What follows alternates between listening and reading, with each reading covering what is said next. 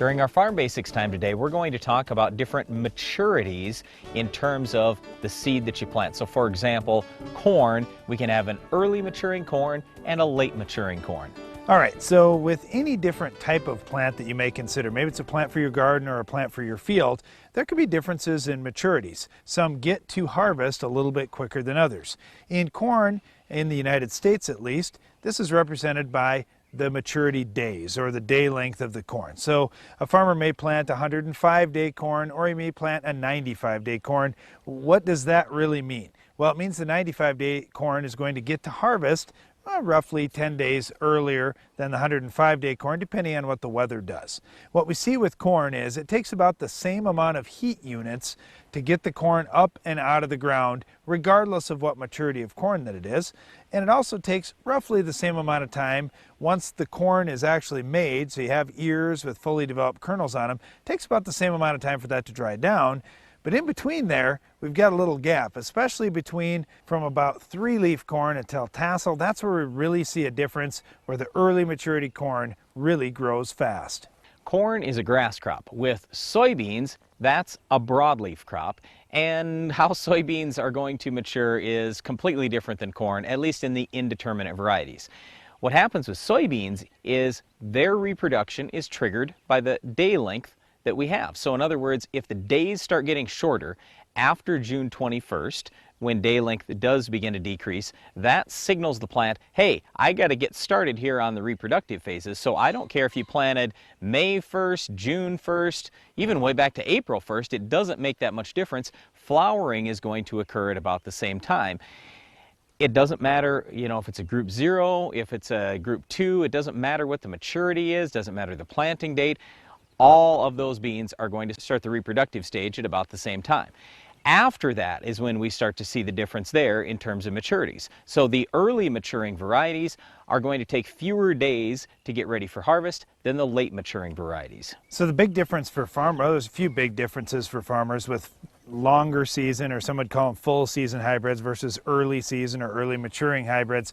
One would be just the forgiveness for bad weather.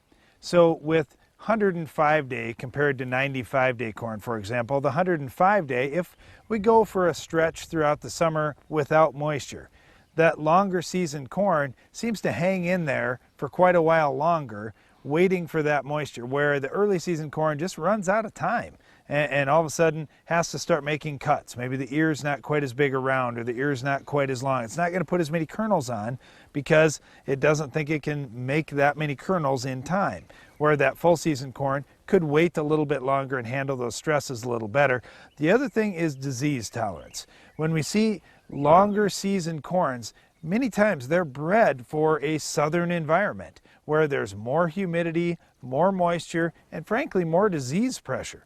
Where if you're raising something, say, for northwest North Dakota, well, there's not much moisture, there's not a whole lot of disease pressure, and so they aren't really worried about certain diseases that we'll see in other parts of the country, like gray leaf spot or Goss's wilt. So when the seed corn companies are breeding those hybrids, they're not worried with looking for disease tolerance for things that never occur in that area. But here's where the problem really comes in. When it gets late, so this year, for example, there were many farmers that got delayed by moisture in certain areas of the country. They couldn't plant when they normally wanted to, so they switched to a later planting date, which means they also switched to an earlier maturing variety. And this is one of the things Darren and I debate about a little bit on the farm too, because in my experience, we've had a lot more problem with frost in the fall.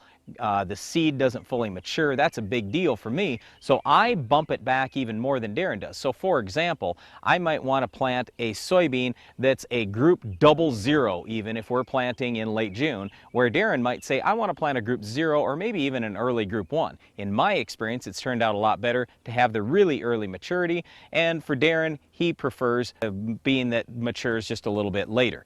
So it all depends on what you get for a frost date in the fall. But anyway, today today we just wanted to talk a little bit so you knew that there were all these different maturities really in all the different crops, and the farmer has to try to pick what's right for his area so it finishes on time for harvest, so it finishes maybe before the heat or before the rain, before the frost, whatever it is, whatever condition he has in his area, and he's going to make adjustments based on the season. Whether you plant early or you plant late, chances are you're going to be fighting weeds on the farm. We'll show you how to stop this tough weed later in the show.